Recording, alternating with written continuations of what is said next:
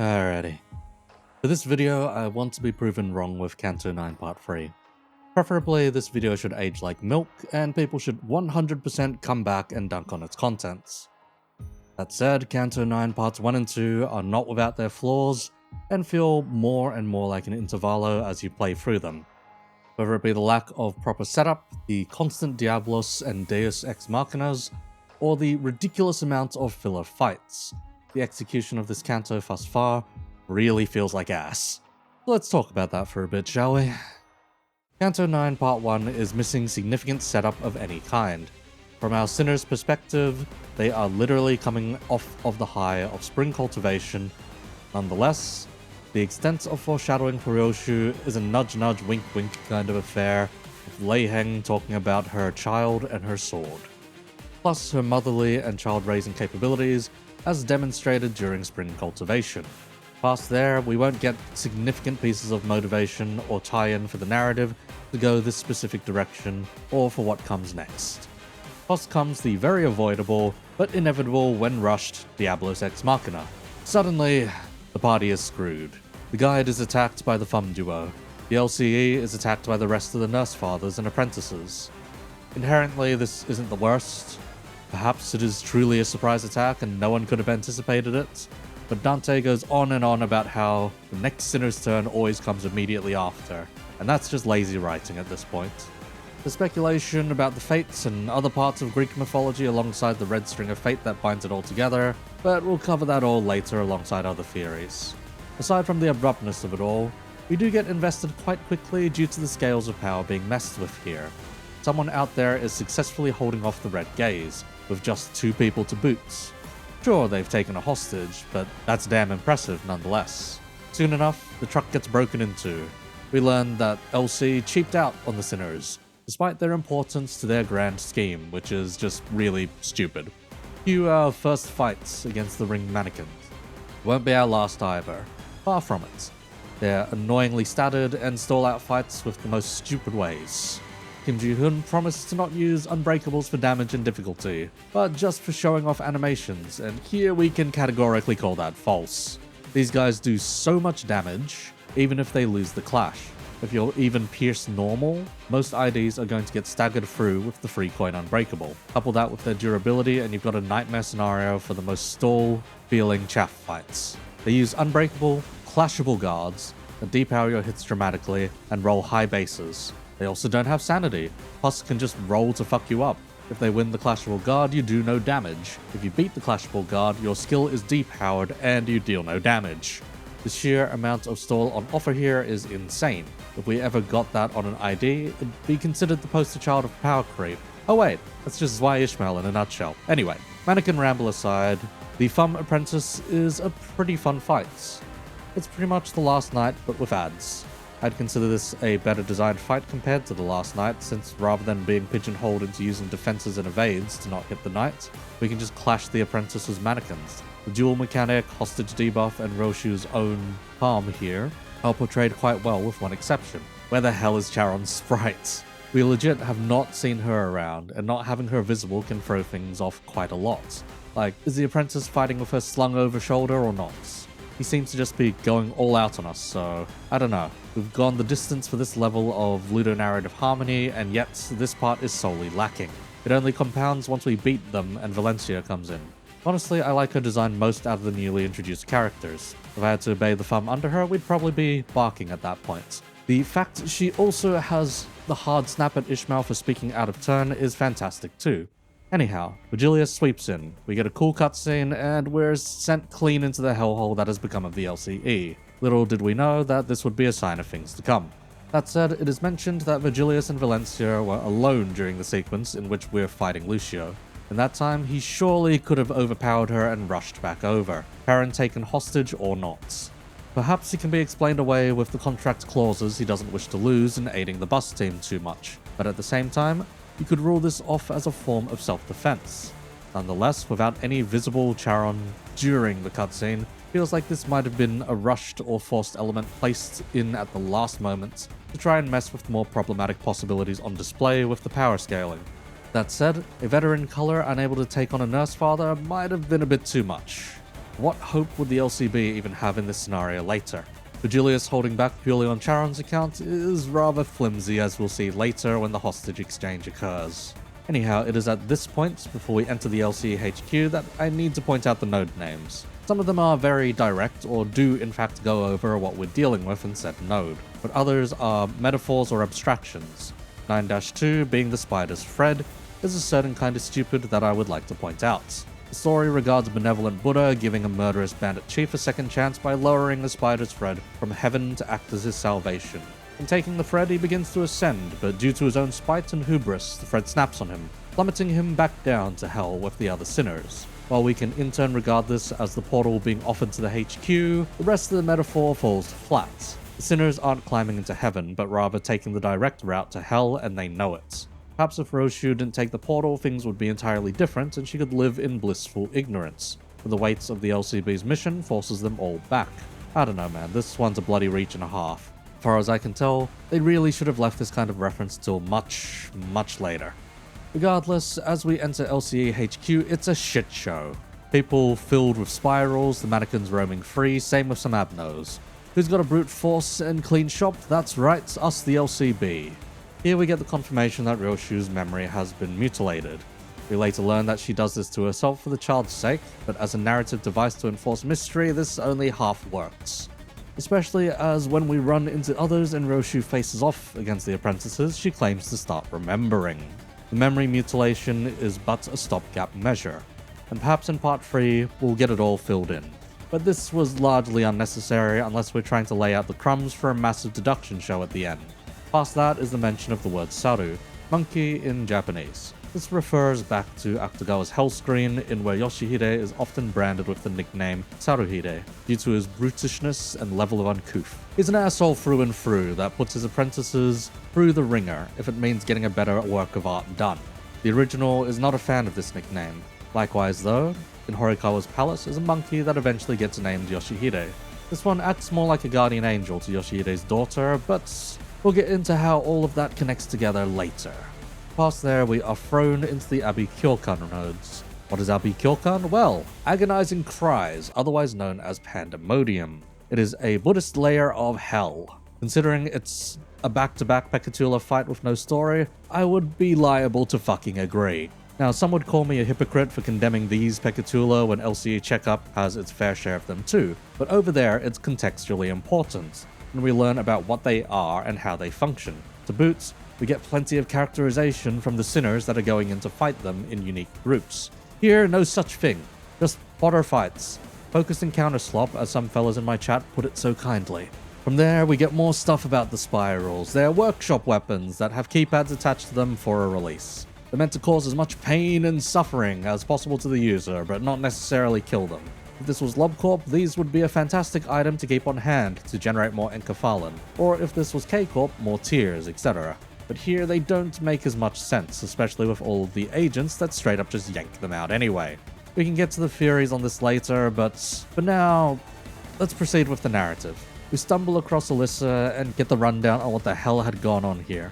This part is actually quite solid. I don't find too many issues here. It does spawn a whole bunch of theories for later, especially regarding the Rashomon effect. But we'll go over that one in detail towards the end, since that one really sent the fanbase when it was brought up.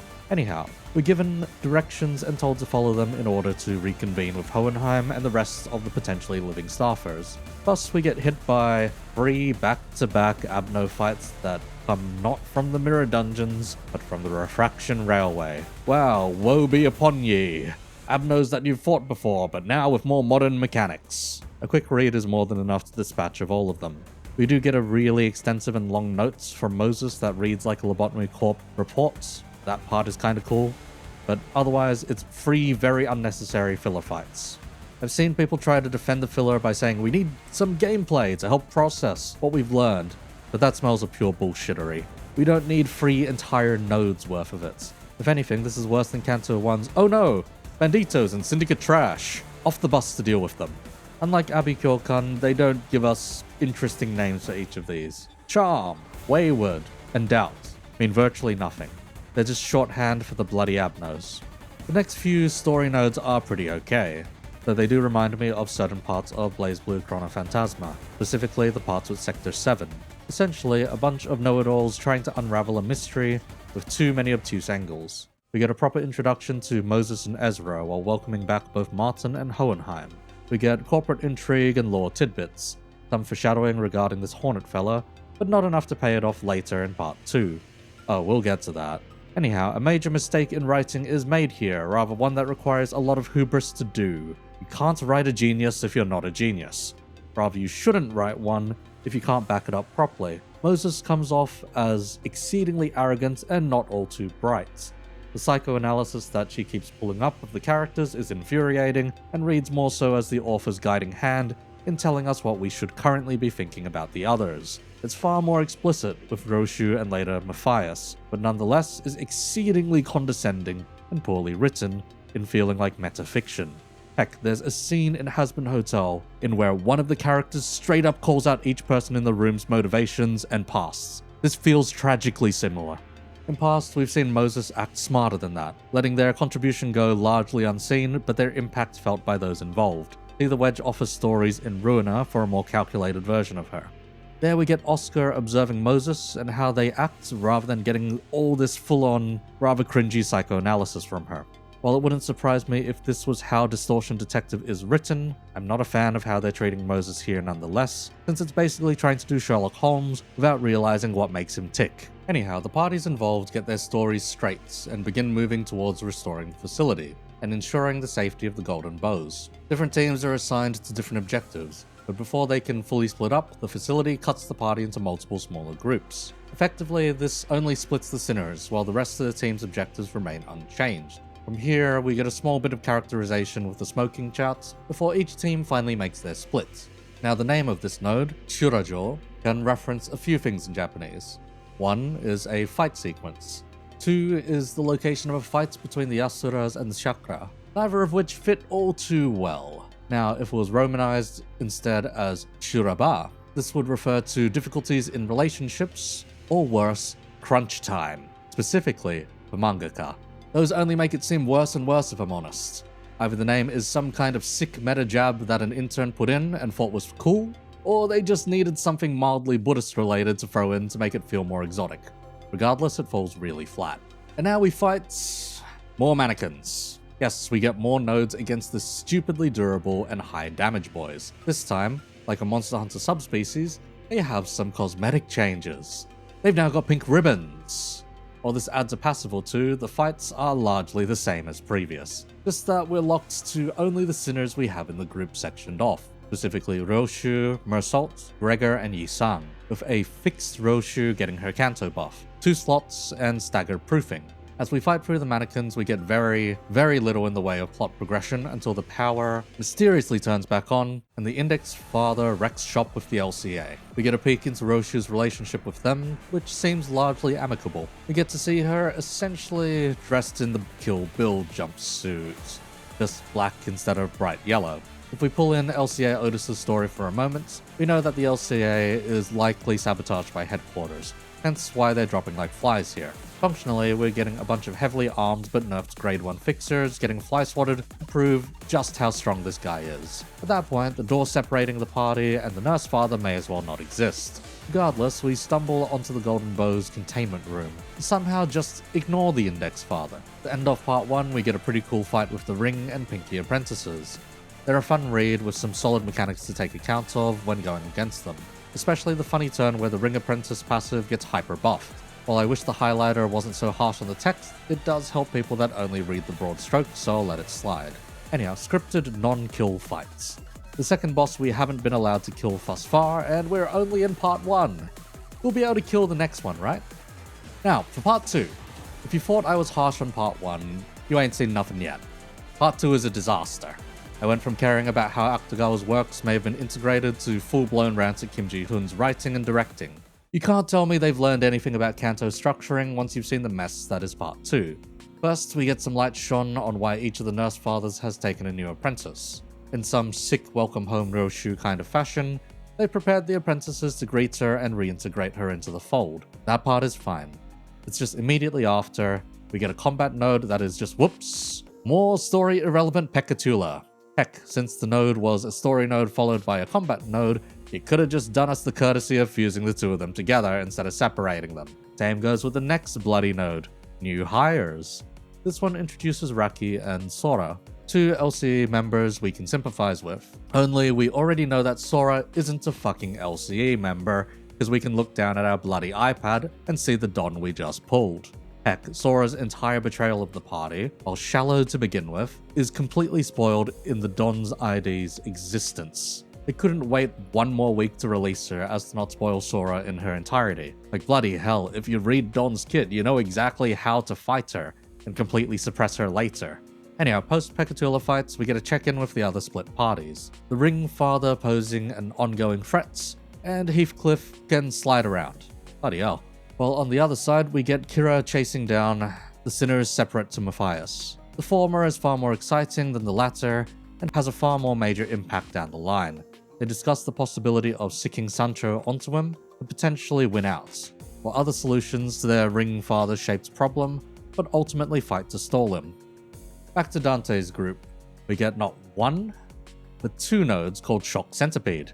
While the actual Shock Centipede isn't all too bad, it is a very stall-heavy fight and can ruin some people's EX clears if they're unlucky. As for Shock Centipede 2 node, they didn't even have the courtesy to rename it like Part 1. We just get mannequins again. Speaking of which, I forgot to mention, since we're all still split up, we're still only fighting with our limited roster once again. So every fight we've done so far, the Pekatula, mannequins, and the Abnos have been fights with 4 sinners and a double slots. It's actually painful. Heck, we can't use a single one of the new IDs we've gotten this season up until now. Sure, there's some guts to be had there, but also they really couldn't have just shuffled the sinners differently to accommodate? Imagine if we got Don talking to Sora, Otis berating her, and Foss trying to reason why her ego research was flawed. Plenty of dynamics could have been had there too, but I digress. Massault is needed later to get some characterization from the Aura farmer. Next up is the weirdly high amount of simping for Sora. I kinda get it, the innocent newbie that seems too precious for this kind of facility and all, but bloody hell, they're laying it on thick with her. Also yes, we get Roshu's encounter with Faust. There's a level of brain rot here with this moment when she says the line, but it's largely fine if a little cringe. Nonetheless, having another example of the contract terms being offered is cool to see. We then get ambushed by the fucking Arda Star Blossom Moth, that of which whooped a surprisingly large amount of people's asses. To be fair, it has a high as hell clash power, burn for days, and is merciless until you take out the wings. That of which can be exceedingly hard to do since people have been running a Tremor team with Wrath on the bigger skills. Tangle Cleaver is hitting for 0.2 times damage due to its affinity. Mechanics aside, we're then greeted by Contract Free. If Contract 1 and Contract 2 were so good, we're getting Contract Free, and it's more mannequins. Why are we even doing this? What's their purpose? Are we supposed to feel like this is a drag? That the tide of enemies is endless or something? We got on that but better in Canto 6 with the Wild Hunt. So why the hell are we getting it again here but worse? Make it make sense. Anyhow, we finally get some fun with 9-30. Sora does the obvious betrayal and instantly domes Ravi. Then comes for Dante but barely misses. I mostly take issue with this not because of how obvious Sora's betrayal was, but more so because she went out of her way to kill Ravi first before rushing Dante, only to then talk about how going for Dante was important because they were the leader. Essentially, she contradicts herself just so Dante has a reason to live here. Realistically speaking, Roshu probably could have stepped in when Dante was attacked, leading to the not-so-perfect hits instead, but I digress. This part is minor in the grand scheme of things. Dante is hit, Sora betrays the party, and we're in for a fight. The fight against Sora is quite fun. Meddle with her prescript and ensure you clash the right skills to avoid her fulfilling it. Past that, when she unlocks Ego, it gets a little out of hand, but nothing we wouldn't be able to properly face with the right strategy, right? Nope. Apparently we're so on the back foot that her use of Shin, Mung, and Ego are too much for us to deal with in a reasonable manner. It's to the point of, oh man, if only we had the rest of the sinners with us to make this an even fight. Motherfucker, we fought the other 2 apprentices to a draw with our numbers. And now you're saying we can't take on this chick because she has Ego, Shin, and Mang? Bloody hell. It's like I didn't write a whole video on why this is particularly stupid. But I digress. That video has a whole bunch of other mistakes too. Anyhow, right as it seems we're losing, Vesper swoops in and gives us a hand. Rather, he single-handedly wins the entire fight on his own. The rest of the fight is a formality, especially if you have anything that can clash high. Heck, he even covers for your mistakes and does some absurd damage that rushes Sora down in just a few turns. I'll get to why I hate this particular moment later, but it's for the most part distortion detective fan service. If you're a fan, then yes, you are plenty serviced. But otherwise, you are kinda just lost and feel cheated out of a fight win. From there, Dante does the stupidest move in dismissing Vesper. Somehow, I don't think he learned anything from the Lei Heng fight, because his next move is to pull out a Durante ability to equalize the odds against the Pinky Nurse Father. Do you not remember that the last time you fell back on a Durante power, you still lost? Badly. Take the help. The fight likely won't last that long. Just get it over and done with. Instead, he makes the same mistake but worse. The partially manifested Malkuth activation has some very strong ramifications. Rather, there are severe consequences which I'll give credit to. There's also huge mentions of mythology. The Fates, a potential extra sinner, or one separate to Dante. Heck, possibilities in the Thoth turrets which relates back to the tree. There's a lot to discuss with this scene in terms of theories later. Next is node 9-31. I hate this node with a passion. Like, you have no idea how badly I crashed out when reading through this one. Rather, you had to be there to see how badly I just started screaming and slamming the table. This node goes too meta. We've got Moses going way too hard on the psychoanalysis that it legitimately starts reading like the worst modern dialogue I've read in a while. We're treating Kira like a kid playing a game and weaponizing the game logic against her. For fuck's sake, at what point do we get that in any real capacity from her? Oh, right. Because Moses, the genius detective, knows exactly how she thinks and knows exactly how Gossipium works in Game 2. So it's supposed to be some funny, cathartic moment for players that got their asses kicked by Gossipium when they first ran into it. I'm one of those. My first run-in with that thing was fatal as hell because I didn't read. Do I feel pandered to? Do I feel serviced and acknowledged? Hell no, this shit was ass, man. Especially because the rest of the fellas didn't immediately follow up. Next, we get a full-on Diablo Ex Machina with Matthias coming in to tear things apart. How do we deal with him? Oh, let's use the same bloody method we just tried on this kiddo. Let's gaslight the fella, talk about toys and model kits. Oh, what's that? Plamo exists in the fucking city. Sure. Was this the time or place for it? Hell no. So why are we weaponizing fucking plastic crack to try and kill a guy that just wiped out God knows how many LCA agents and one-shot an Abno? Fuck off, mate.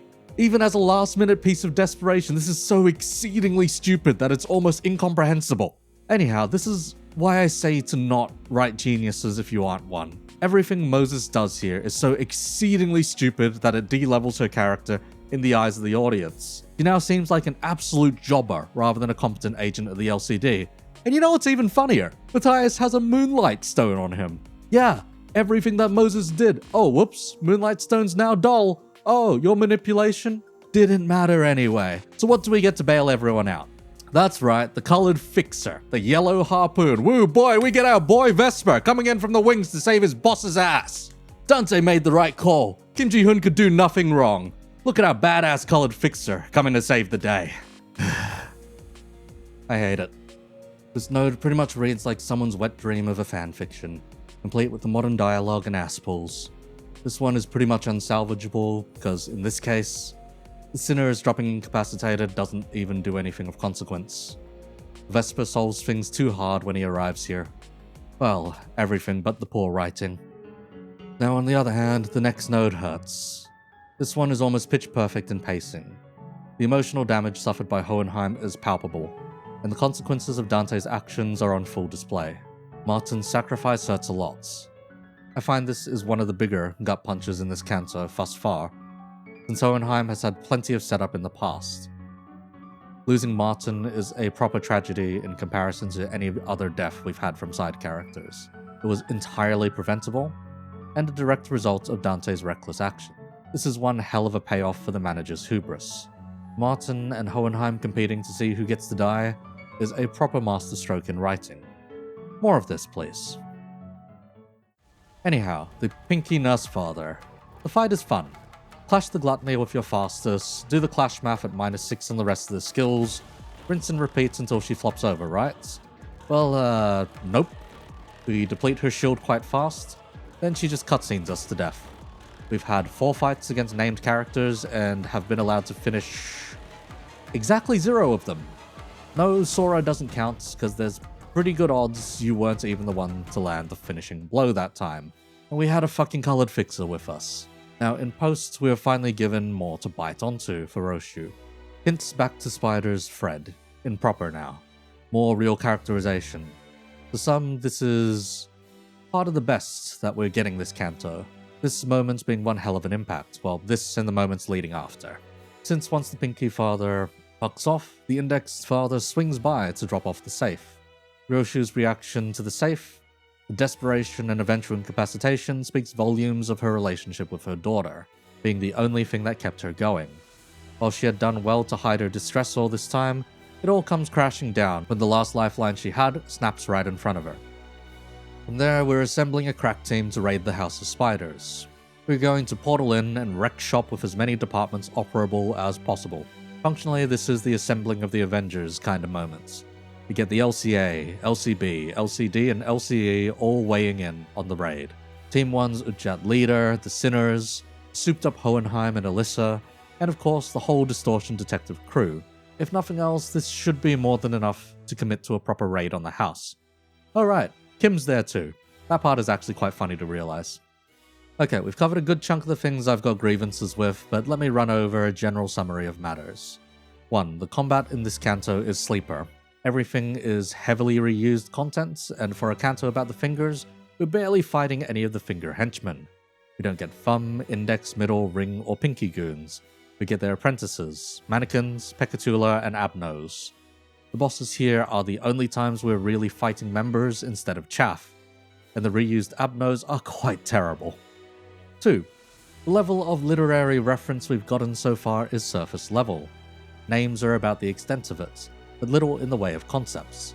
If anything, we've got more reference to Kill Bill than we have to Akutagawa's works, which in terms of removal from the original work is quite out there, since Akutagawa's Rashomon wasn't used for Kurosawa's Rashomon, but rather Akutagawa's In the Grove, which then gets coined with the Rashomon effect, despite really being in the Grove. Plus, there are conflicting accounts as to whether or not Tarantino even liked Kurosawa enough to reference his works, but others would claim that being inspired by Kurosawa would lead him to do Kill Bill. And since we're at the point of Kill Bill, we're literally at the extent of a reference of a reference of a reference, which is some kind of insane stupidity that I wouldn't even know where to begin with.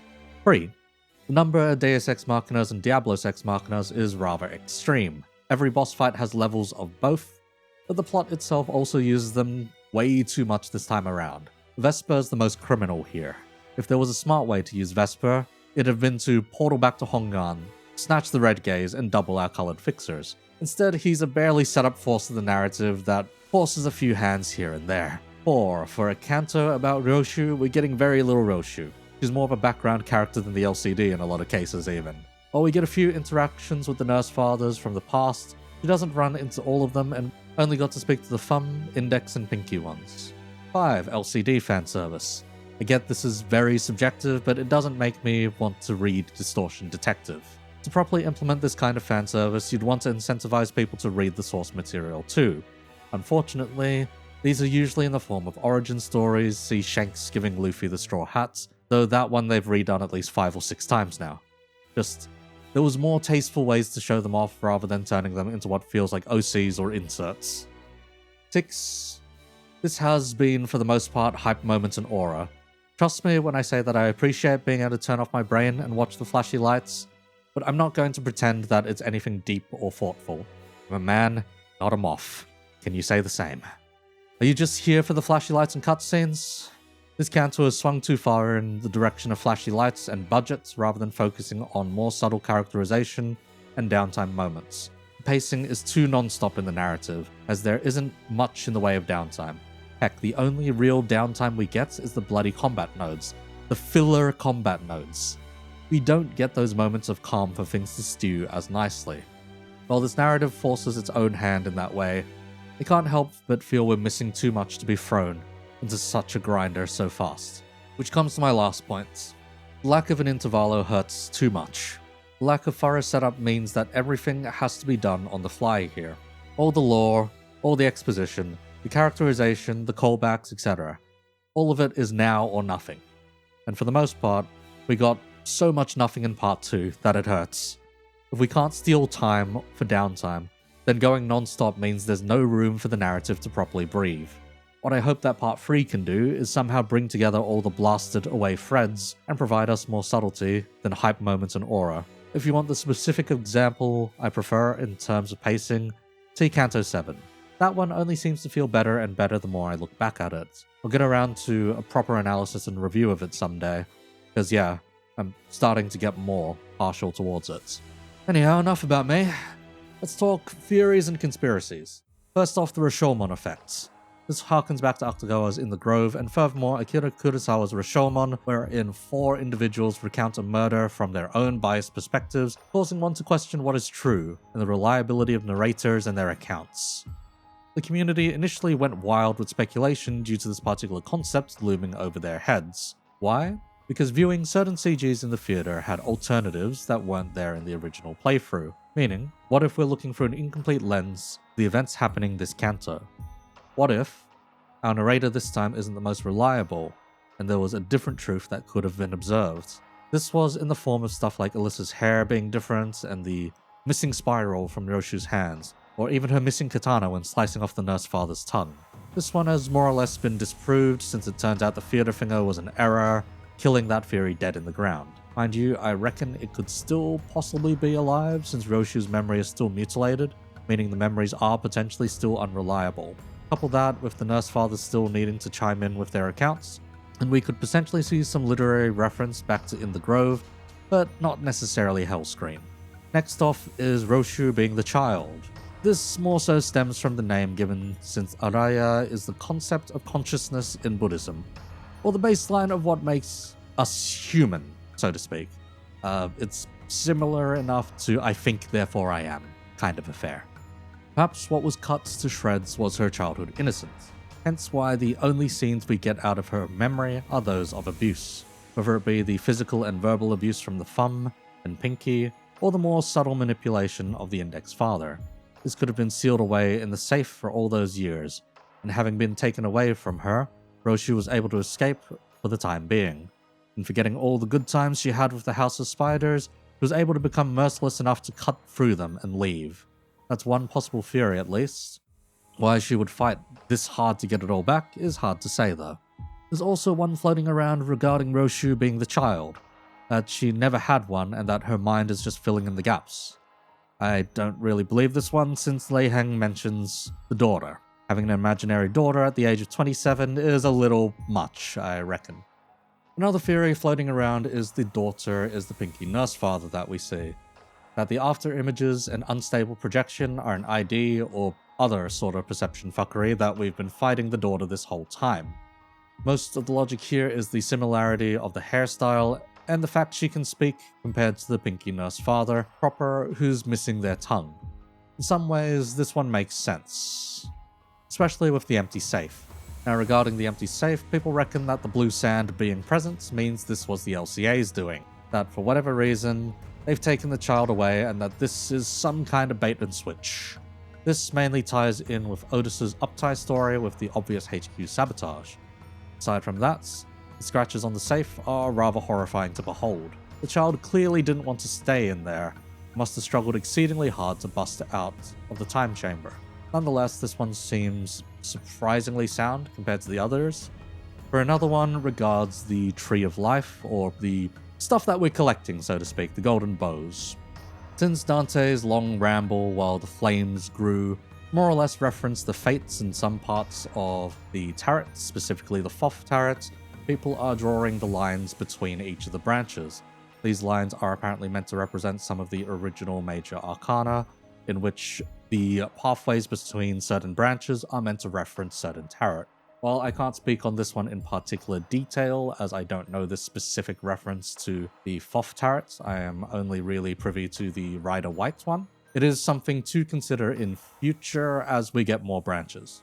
As for my own personal theory, I reckon we're going to actually do Hellscreen a bit more so. I reckon that with the mention of Saru earlier, Roshu is supposed to embody both the monkey and painter at the same time.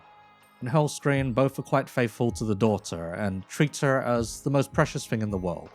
The father, despite being an asshole, is a complete and total softie for his daughter, whereas the monkey prevents things from escalating when Lord Horikawa comes for the daughter at night.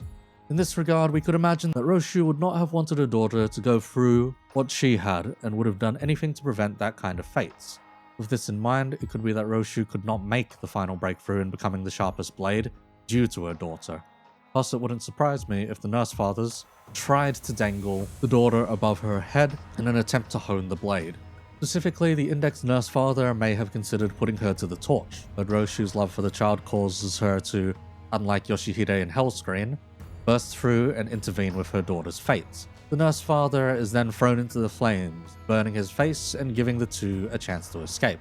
On the way out, he takes the various body parts from each of the nurse fathers in order to slow them down, before locking her daughter away in the safe with the promise of coming back, since if she's gone, they wouldn't have as much reason to place the child in danger. Besides, the safe should keep them from getting to her for the time being, and she intends to be back sooner rather than later. As for the memory mutilation, odds are she wanted to make sure that even if they eventually get her, they wouldn't have been able to threaten her quite as much or use the daughter in specific ways. Regardless, Roshu's plan failed, and the nurse fathers now have the daughter for whatever reason. To add to that, they may have already started honing her daughter into a blade as well in the interim. The apprentice is there to help her along, as well as mirrors of Roshu's capabilities and role models to follow along with. After all, the daughter would find it more palatable to be following her mother's example. Plus, the final gambit to the House of Spiders would be to have Roshu need to mercilessly cut down her own daughter in order to force the completion of her as a blade. After all, if she can cut down her own daughter, she would be able to cut down anything, right? Plus, my own guess is that the daughter will be the final boss in some way, and will need to stop Roshu from killing her. Something along those lines. There's too many directions the narrative can go from part 2, due to how messy the threads are, but Roshu and her daughter are the cleanest thread left. In summary, this Canto's likability can be summed up pretty easily. Are you a man, or are you a moth? Do you actually want to read, or do you just want the flashy lights? If it's the former, it's pretty disappointing, but if it's the latter, you're in for a treat. Of course, like I said at the start of the video, I want to be proven wrong with this one. I want part 3 to somehow comprehensively pull all the scattered threads together and give us peak. At the moment, we're pretty far from it. Let this video age like milk, and I'll actually be quite happy. Thanks for listening to this one, even if it ended up being quite long and rambly. I'll have one more video up before part 3 comes around, but we'll see what it ends up being.